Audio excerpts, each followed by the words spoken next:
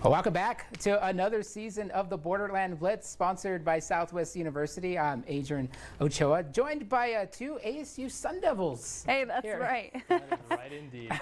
I am feeling the heat, definitely for you guys. Well, we're excited for another season, and I don't think I've ever been involved with a week like this where the star of the show was Mother Nature. Oh my goodness.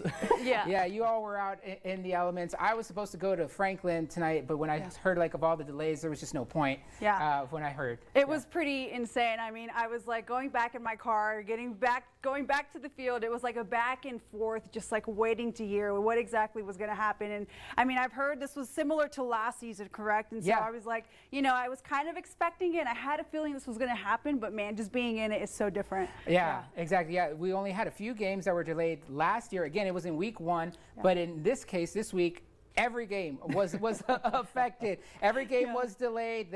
Some of the games they played a little bit. They played like a couple of quarters, and then they had to stop it. You were out at one of the games earlier, the first game at the SAC 2. Yes, Horizon versus Socorro. Yeah, that game. About 2 minutes left in the second quarter before they had to call it. So yeah, it was pretty rough overall for high school football today. Let's go ahead and show you what it looked like. Our game of the week was going to be Bel Air taking on Eastlake. It was going to be the first game for the new head coach, Gary Recorder. He was going to be tested right out of the gate against the Eastlake Falcons. Then we were going to check in. B, you were over at the Blue Turf for Pebble Hills and Canutillo. And then we were also going to check in with Del Valle. That's where Rishi was going to go to with the Conquistadores welcoming the Montwood Rams to Conquest Stadium. But I can tell you that Montwood Del Valle game did not happen. That game has been canceled. They are not going to make that up. We confirmed that. Let's go ahead and show you, though. Let's take the video of the Eastlake Bel Air game. Again, this is going to be our game of the week. Jalen, our storm tracker, Jalen Lewis, was out at that game, and this is what ended up happening. The players were called out, had to go back to the locker room. A shelter in place was ordered, so fans had to go wait in their cars, wait it out, and not until 10 p.m. did they make an announcement that the game is going to be postponed until 10 a.m. tomorrow morning. And Eddie, we're going to check in with Jalen. Let's go ahead and see.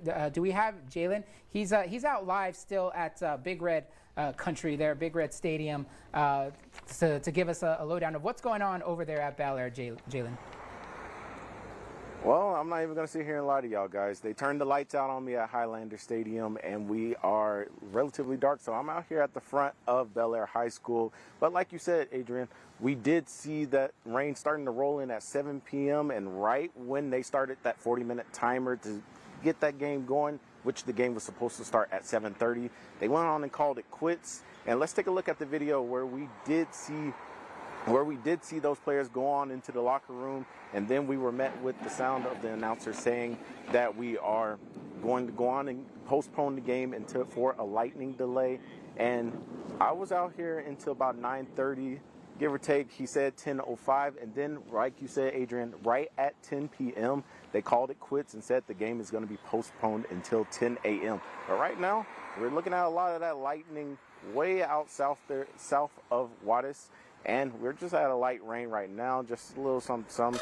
But as we go through the rest of the night, we are looking at these raining chances starting to die out. So, hey, it's going to be some good football weather as we are looking on about around 10 a.m. We are going to see those perfect football conditions as we go into your Saturday. But, of course, guys, I'm going to go on and give it back to y'all. Jalen Lewis reporting live at Bel Air High School. Thank you very much, Jalen. So we're going to have to wait for the Gary Recorder era a little longer to wait, unfortunately, as he starts his coaching career at Bel Air High School. Again, he joined from Riverside, where he had a lot of success trying to do the same with Bel Air, making the jump to District 1-5A Division 1. But B, we'll go ahead and turn things over to you. You were over at the Blue Turf, Canutillo, for what was going to be a good match at Pebble Hills, Canutillo. This game, they actually did get to start, although be it a lot later in the evening. Yeah, I mean, when I got there, I just wasn't prepared, like I said, for all of these delays. But we're going to go ahead and move on. So head coach Scott Brooks is looking to have another strong season after leading the Eagles to the area round of the playoffs last season. Now, their opponent in week 1, of course, was the Pebble Hill Spartans, led by their new head coach, Ryan Warner. Now, I know there's been a lot of delay in games in tonight, but I have to say, you guys, the Canutillo student section did not let the weather stop them. I mean, and you can take a look right here. They did not stop from bringing that school spirit.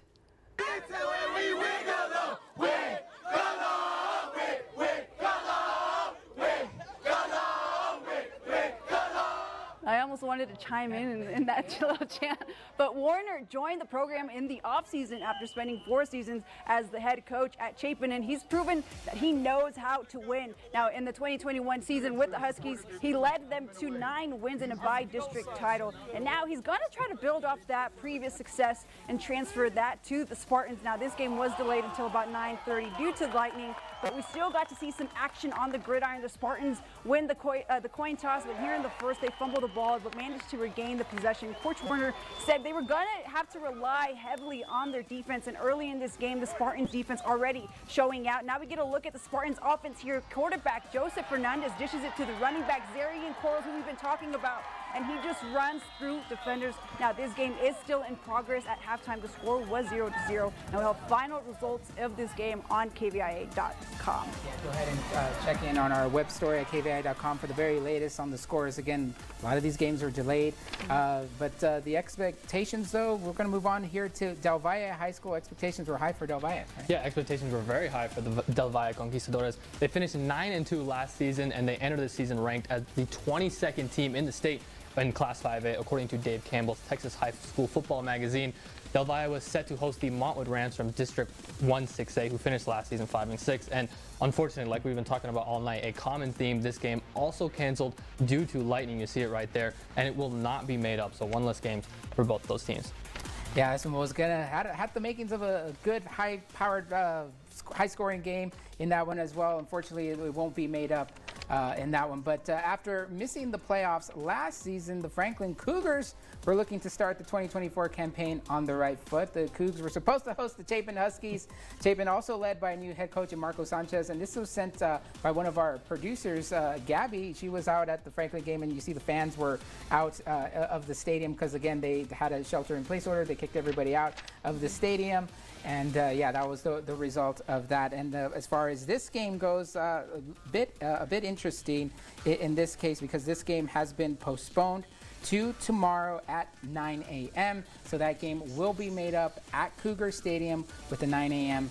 kickoff time against the Chapin Huskies. Again, that was a new head coach as well. And so yeah, that was going to be an exciting game too. Yeah, it's a bummer. I mean, we were all looking forward to seeing these new head coaches make their debuts, right? A lot of fans came out. I mean, if you really think about it, a lot of the fans came out, but not only that, on top of all of these delays, these weather delays and these rescheduling, you have to think about, you know, schools have to pay for these buses to drive the band, drive the cheerleaders, drive the team. And it's like, man, when you really put all of that into consideration, it is a bummer, you know. Not only, you know, we miss out on seeing the new coaches make their debuts, but just high school football. I mean, I know it's big here in Texas, so yeah, that was a big bummer. I'm kind of bummed, but looking forward for sure to next week. Yeah. And you were going to then head over to Coronado High School because the Coronado Thunderbirds were going to host the Trailblazers.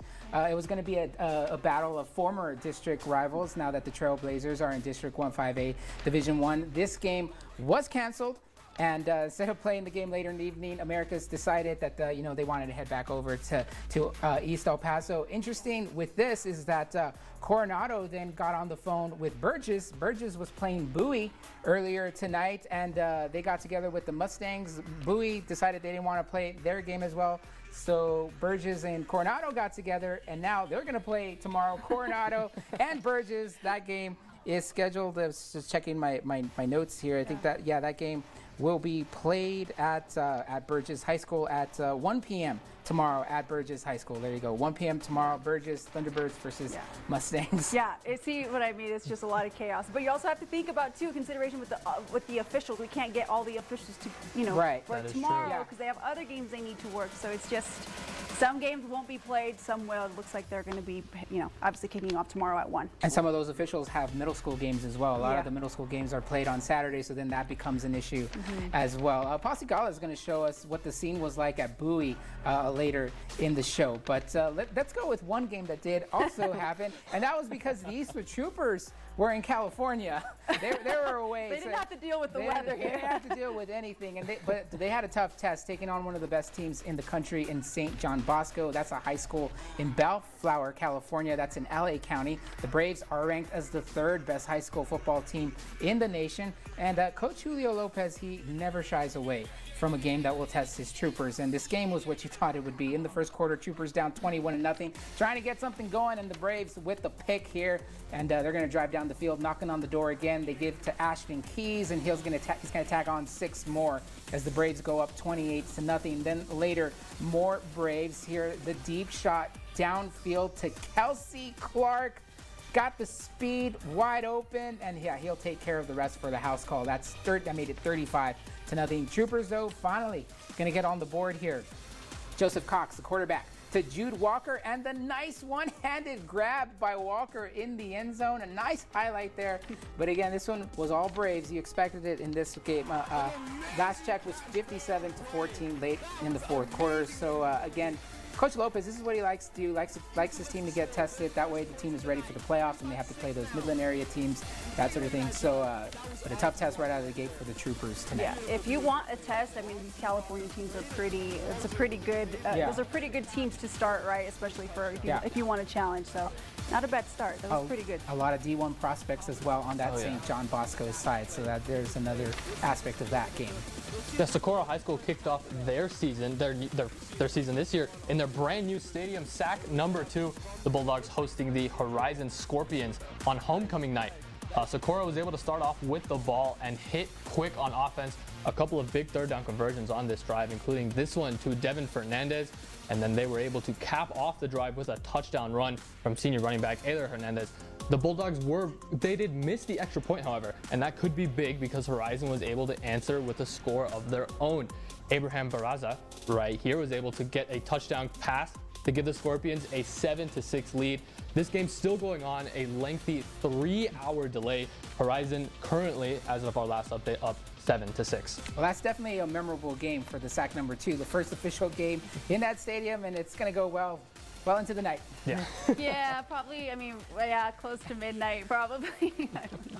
Well, we want to go ahead and remind you that you can watch the Borderland Blitz on the KVIA ABC7 CTV app. It's available on Roku, Fire TV, and Apple TV. You can watch the Borderland Blitz if you want to relive all the action, or if you miss it in 1 week, you can replay it whenever you like. Let's go ahead and still got a lot more show to come to. We're going to check in with Paul Cicala. He was out at the Battle of the Claw, what the latest is on that one. And again, Burgess and Bowie as well. Then also the latest on Andress and El Dorado. I hear these two teams finally got things going over at the original SAC. We'll have the latest on that game coming up after the break.